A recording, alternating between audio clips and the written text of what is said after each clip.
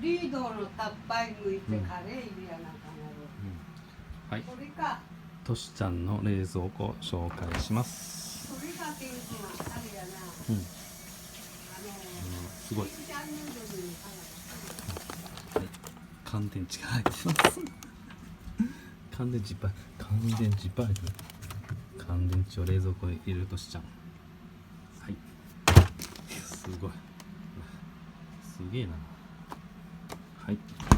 そして下の段は、この取っ手のところに目薬をたくさん置いてます。で、氷もいつの氷やろ、怖いな。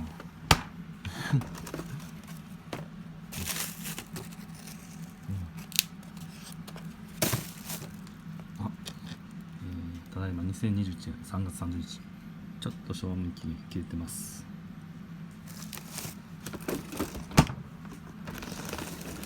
はい、冷凍庫いっぱい。はい。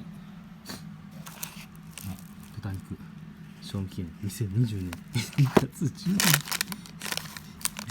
うなぎあった。2020年8月26日。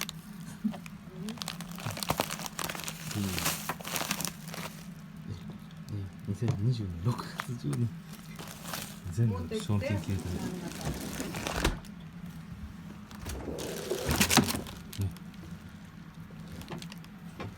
はい。もう雑やな、めっちゃ雑に入れてる。はい、以上、としちゃんの冷蔵庫でした。